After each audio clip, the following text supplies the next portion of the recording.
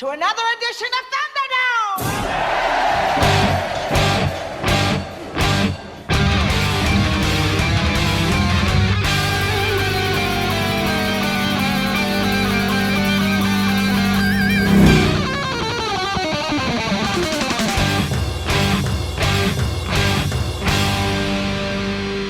Welcome to the Mad Max Minute. We hope Max is a fan of Berlin because Blaster is going to take his breath away in Mad Max Beyond Thunderdome 1 minute at a time. I'm Rick. And I'm Julia. And today we're talking about minute 33, which begins with Blaster using Max as a human trampoline, and it ends with Max narrowly escaping impalement. Joining us for one last day of watching Max get the snot beaten out of him is Scott Carelli, the host of the Spider-Man Minute podcast. Thanks for having me back, guys. It has been an eventful week, I'd say, watching Mel Gibson just get the tar just knocked out of him. Fun fact about this scene is that Mel Gibson, though he had a stunt double, insisted that he get into the harness as much as possible. Any information on why? Because it looked so much fun.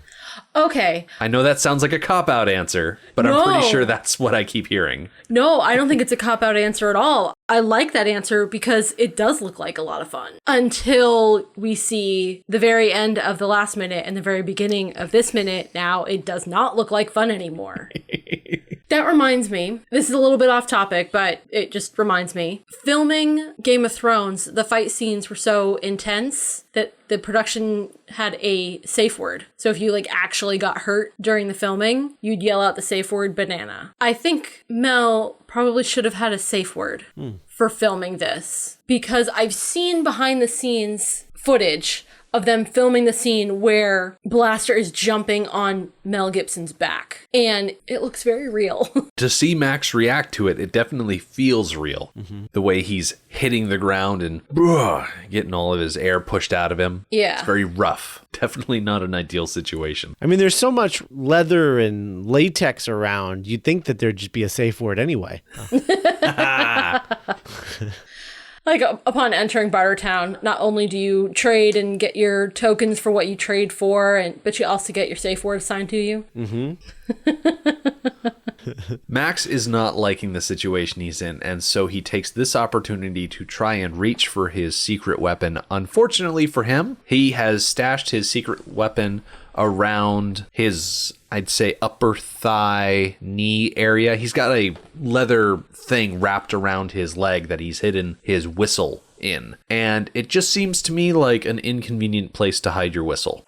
I keep going back and forth on this because in the past movies, we have learned that Max is very clever. He knows what he's about and he knows how to set things up to his own advantage. So the fact that he would put the whistle so far away from himself, like from his core. Yeah, from essence. his core, seems strategically like a bad choice. Yeah, I agree. Does he have pockets? It doesn't look like these pants have pockets.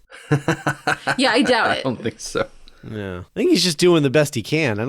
Because what's his outfit here? It's a torn up t-shirt tucked into leather pants with no pockets. It looks like he's got the whistle just sort of entwined in the lacing in the leg of his pants. Yeah. I think he's just doing the best he can. I think that's the only place he could put it. He's able to get the whistle. It's not like it's completely inaccessible. It just seems like an inconvenient place when you're getting jumped on. Has he had the whistle for a while? Oh yeah, he's had it since the beginning of the movie. It was pushed off of the wagon by his monkey after he got his wagon stolen. Well, so he had time to find a place to put the whistle. I guess that's just the best place he could come up with. I don't know. Yeah. What's unfortunate for him is that he gets the whistle and he tries to blow in it. And I guess he thinks that because he's getting all the wind pushed out of him every time he hits the ground, that it'll be really easy for him to blow the whistle. Unfortunately, he hits the ground, his mouth pops open, and the whistle falls into the dirt, and then he's got to frantically search for it in amongst the dust. I understand why Max went for the whistle right now. Blaster literally could kill him at any moment. He just has to jump hard enough on Max to, I don't know, crush something, and Max would be dead. So of course he has to, it's now or never. He has to go for the whistle. But what crappy timing. When he's being thrown about so physically to try and get this little tiny object that's not secured to him in any way. It's just bad timing. So of course he's gonna drop it and lose it in the dirt. I don't know what he reasonably expected to happen. Does he know what the whistle does? When Max was in Underworld, he was able to figure out that if he blows the whistle, it will disable Blaster. Oh, right. Blaster will hear the whistle and then basically grab his helmet trying to block his ears, but there's no way to reach through the helmet to block his ears. So Right. if he can blow that whistle at this point, it'll cause Blaster to pretty much fall off of him and allow Max to get his feet, but it doesn't really happen that way. Right. Yeah, see, I just think that the whole thing is I mean, you've got these super long latex things. Like, why isn't he just going full on Jabba the Hutt on this guy? Like, just wrap one of those things around his neck, end the fight. I don't, like, you know, he can't get to a weapon, but like he could use that. I don't know. I think from Max's side, he's not practiced or experienced enough with the bungees to have that much control right now. He needs to like get his bearings and kind of get his feet under him a little bit more. And from Blaster's side, I don't think he is so aggressively out to kill Max. I think he's, like we said Wednesday, he's playing with his food. Right. Yeah. So I think neither of them are doing it, but for different reasons. Right. But that would be an excellent move. You don't need a weapon. You don't need to jump on them or tire them out. Yeah, you just got to get the bungee cord around their neck. And then, yeah, you wrap the bungee cord around their neck, and then they keep almost dying. Yeah. What Blaster does instead is he picks Max up and he puts him in a bear hug. And it's always nice to see moves from the Road Warrior make an appearance here in Thunderdome, because this is the exact thing that Humongous did to Wez when Wez got a little big for his britches and tried to seize control of the Humongous's machine. And it makes me wonder, in a fight between Humongous and Blaster, who do you think would win? We'll go with Thunderdome rules instead of out on the highway. Are there bungee cords? Oh, of course. Okay. Well, either way, with or without, I think Humongous would win. Yeah. I think Humongous is stronger and he's more practiced in actually killing people, like on purpose. Yeah. You think Humongous's intellect would come into play and he would just outmaneuver Blaster? Yes. I think that's pretty safe to say. All right, what about Wez versus Blaster? I still think it would be Wez. Yes, Blaster is strong and experienced, and that does give him an upper hand, but I think his intellectual disabilities are a disadvantage. Well, you've got to keep in mind that Blaster has killed, according to Master, 20 other combatants up to this point. He's no slouch, combat-wise. I actually think Wez is such a psychopath. I mean, he's such a maniac that I think it would actually end up being a disadvantage, because I feel like Blaster would be a little more cool and collected, you know, just like more comfortable, because I could just picture it kind of going down in the Thunderdome equivalent of like the guy with the sword and then Indy just shoots him in the head, like shoots him, you know, like that's kind of what I picture a fight between Wez and Blaster to look like. Whereas Humongous, I think, would be more of a match to see. I think Wez would just go crazy or not take it seriously and then immediately get killed. Yeah, I could see that. Yeah, I can definitely see Wez's instability being his downfall. That all being said, no one would beat Feral Kid in the Thunderdome. No one. I think his size would be his advantage. Yeah. He would just skitter up to one of the weapons. Probably the same one that Blaster gets by the end of this minute, the machete on a stick, basically. Yeah. And he would just throw that at his opponent, and he'd be good to go. Plus, as Rick pointed out on Wednesday's minute, Blaster's turning Max into a human boomerang, and Feral Kid knows a thing or two about boomerangs, so they'd be in his element. He's already good at throwing them. Imagine how deadly he can be if he becomes one. Right. Ooh. Yeah. He would just take two weapons on either side or in front of him, and then he'd just fling himself around until he stabbed the thing to death. That would be quite a show. That would be fun to watch. Yeah. Oh, man. Feral Kid. I have a question. Do you think if Wes had been the one to show up instead of Max, do you think Wes would have been taken to audition for Auntie the way that Max was? I don't think Wes would have gone quietly. I don't think Wes would have allowed himself to be escorted through the streets of Bartertown and brought up to Auntie. Yeah, he would have fought every step of the way. I kind of see Wes as the kind of guy that enjoys fighting to the point that he would see Auntie's guards advancing on him, and he would not think, oh, I'll just threaten the collector, I will fight the guards. And then he'll just have 5 or 6 guys gang up on him, and they'll have to put him down in the tunnel and then drag him out to the desert. Even if there was something inside that he wanted? Even if he needed his camels back? I mean, I might not be giving Wes enough credit, but I just don't see him as the sensible type. The type to exercise enough patience to succeed in this arena. If he had made it up to Auntie's penthouse, I would honestly worry for Auntie's safety. I can imagine Wes beating all her guards and harming her. Yeah. He's just crazy. Yeah. And I think his psychoticness is accentuated by time. Yeah. Since, analyzing that movie. But I don't know. He's just a loose cannon. Getting back to the minute at hand, Blaster now has Max in a bear hold, and Max has more or less his forearms free, and he's trying to raise his whistle to his lips, and he almost gets to blow it, but Blaster, I guess, puts an extra little bit of squeeze on him, and that whistle flies out of his mouth and just gets lost in the dirt once again. Mm-hmm. Yeah, this whistle. I know that in the end it's going to be handy, but for starters, so far it's more trouble than it's worth. It reminds me of when you're playing a video game and you're in like a boss level or something, and you have like a weapon that's like this complicated thing that you're trying to use to beat this boss, but you just keep getting the crap beaten out of you because you keep trying to use this weapon, but it takes too long to load or whatever. Mm-hmm. And then eventually you end up beating the boss by just ignoring that weapon and just using the ones that are easier to use. And it takes a little bit longer, but it gets the job done, and that's all that matters. That's what this reminds me of. It's like he's paying too much attention to the whistle when he should just be paying attention to the fight. Yeah, his focus should be getting away from Blaster. Yeah. Not so much trying to disable him at this very moment. Right. Yeah, because he does still have plenty of weapons at his disposal. He just has to get away from Blaster long enough to get them. Right. Yeah.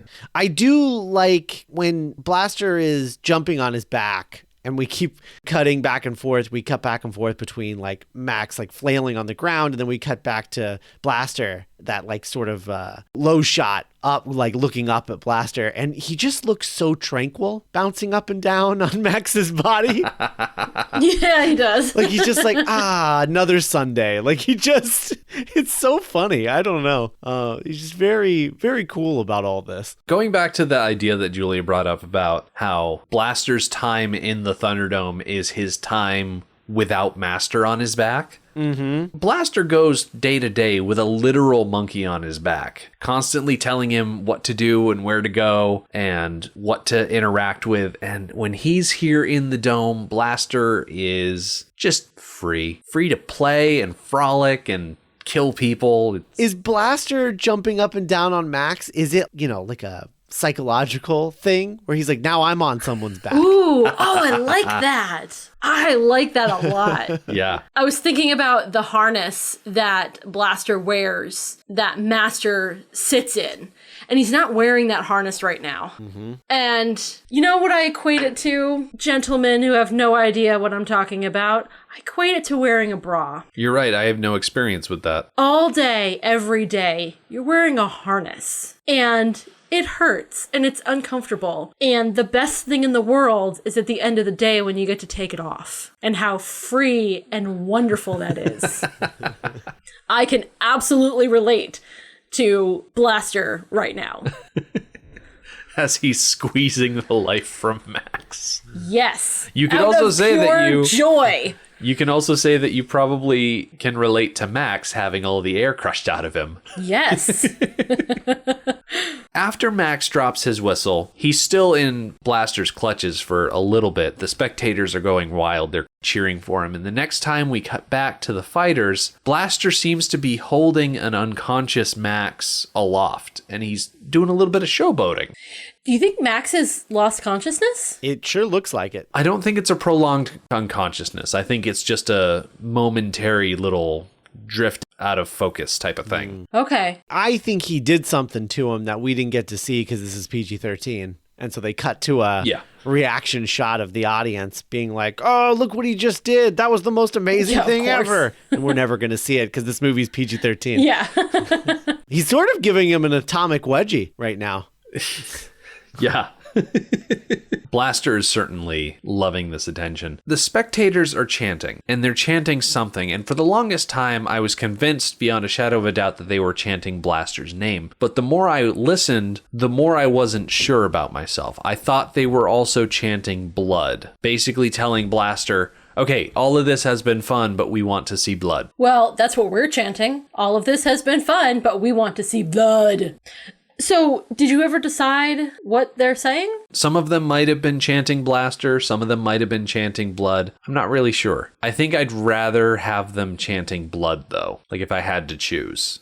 Yeah, I think they're probably chanting blood, but it's a bummer because it's like they're chanting blood, but we're not going to get any because this movie's PG-13. Yeah. It just feels like, I don't know, you're watching this movie and you're like, oh man, here it comes, and then nothing's going to happen because it can't. Right, we're waiting for an arm to get ripped off, and nothing happens. I want to see some audience participation of them just sticking chainsaws through the cage. Like, I just want just crazy stuff. Like, that's the problem with the Thunderdome.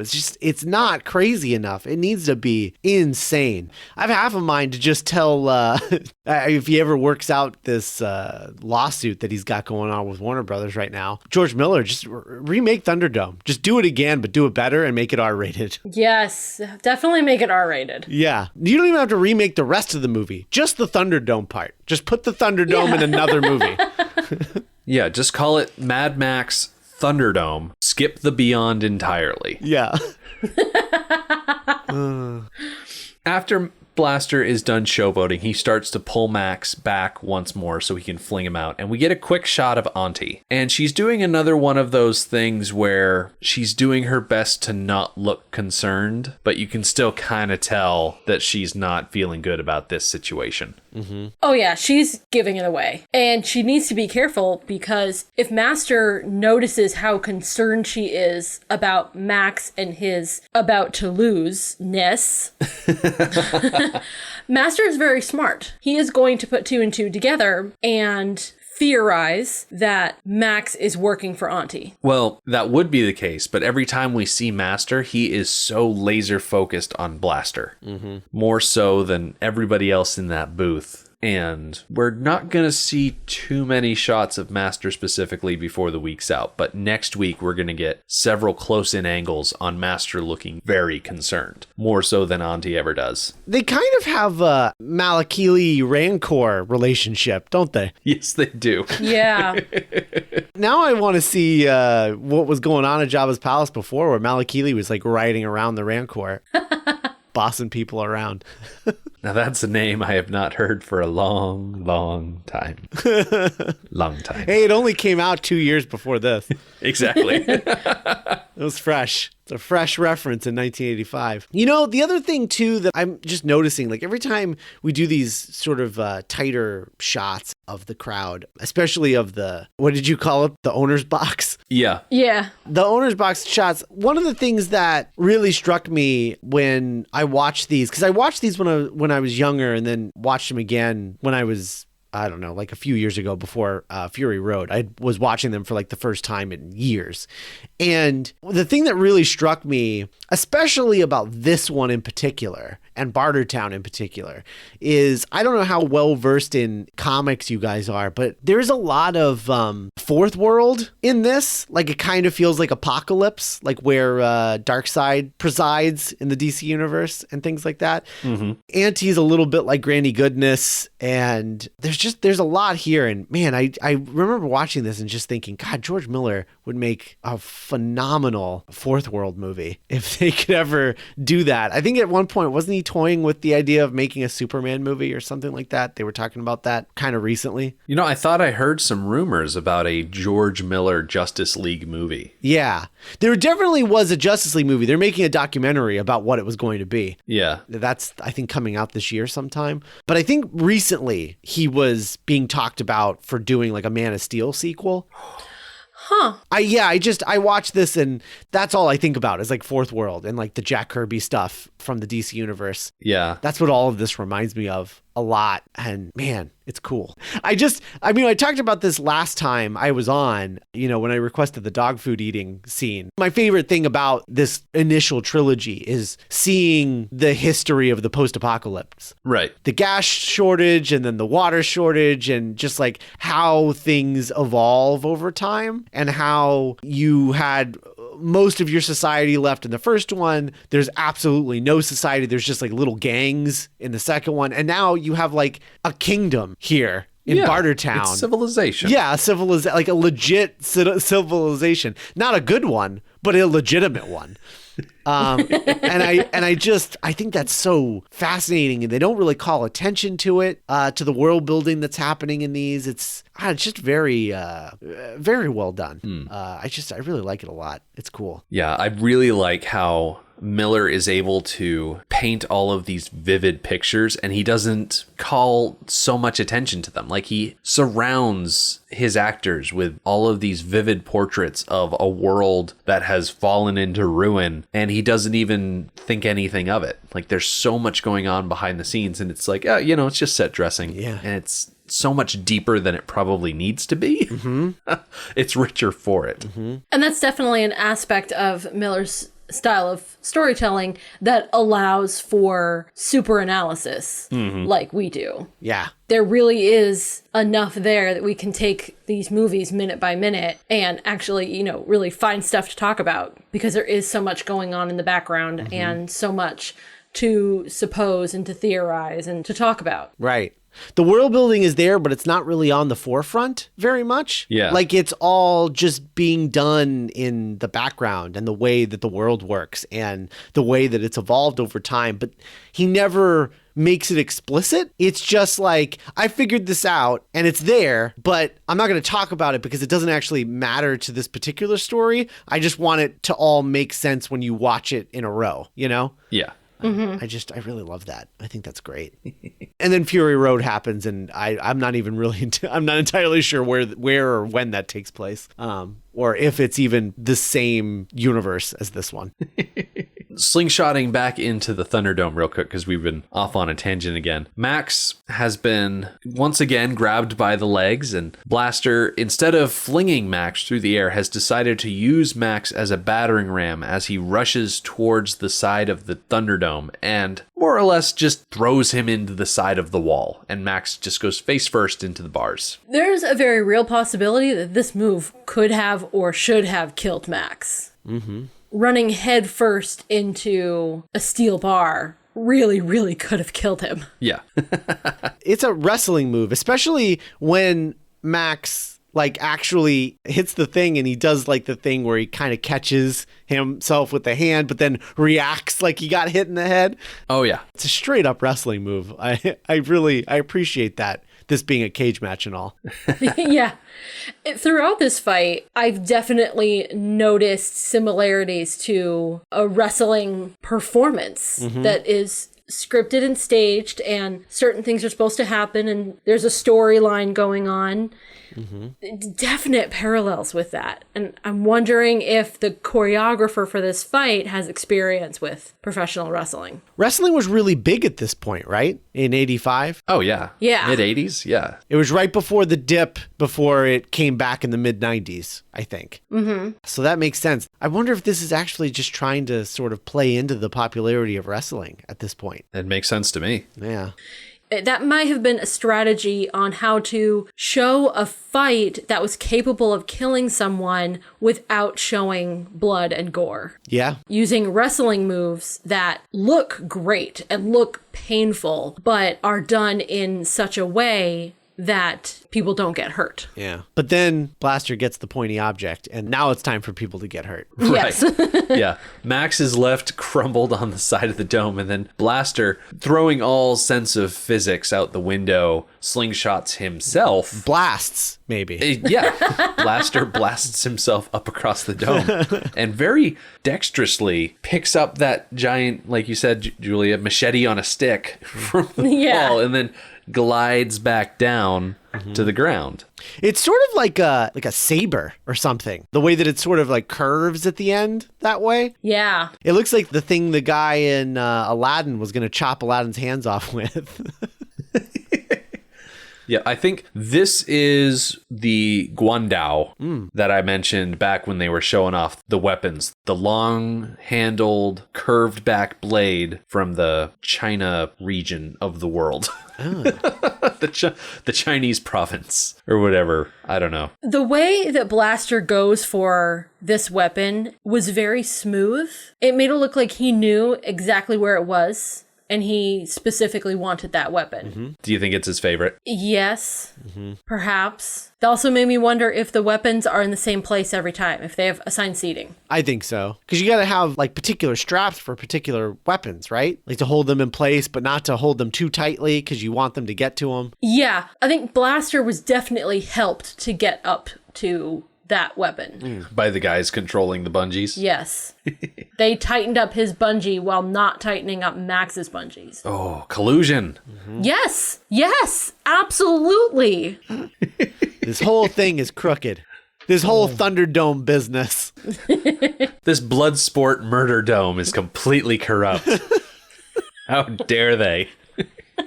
What kind of Thunderdome are you guys running here? What kind of half-baked operation? This is supposed to be a fair fight. I would love if this scene ended with just Max just ridiculing everyone for running a corrupt Thunderdome and then just leaving everyone behind in shock. Just giving everyone a firm talking to. Yeah. Well, it's not in the rules that you can't pay the bungee guys to work in your favor. It's true. There are no rules. Yeah. When Dr. Dealgood says you won't break the rules because there are none. Except for all the rules. Except for all the rules, yeah. What kind of rule would be that you're not allowed to pay off the bungee guys? It's, Well, I think that would be a separate set of laws, though, like corruption laws like... apply to everything. There's not just corruption laws that apply to fast food businesses and corruption laws that apply to the supermarket. It's just corruption laws. Yeah, but every law in this town has like a funny little couplet that goes along to it. Like it would be, don't pay the bungee guy before you watch someone die or something like that. Although usually the law is like the thing you're not supposed to do and then the punishment, like bust a deal, face the wheel. So Yeah. it'd be like, pay the bungee guy, watch your family die or something like that. I don't know. Oh, Wow. Dark. wow, harsh. When you're trying to deal with punishments, what other things rhyme with guy except for die? Are there a lot of families in Bartertown?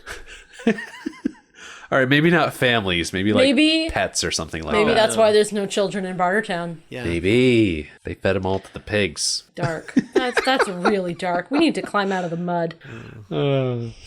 Speaking of climbing out of dark situations, Blaster readies his giant machete on his stick and he starts charging at Max. And Max, inexplicably in my eyes, gets his act together enough that he's able to fling himself away, like out of the way, In a flip. so that Blaster just charges right past him. He flips over him. Yeah, all of a sudden he's figured out how to use this to his advantage, the bungees. Yeah, it's weird. Yeah. It's a full-on Spider-Man move. Exactly. It's a Spider-Man move. Yeah. Yeah, it's this move he saw in a movie once. A long time ago.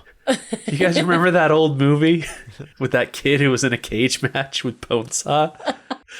All these references, they all come full circle.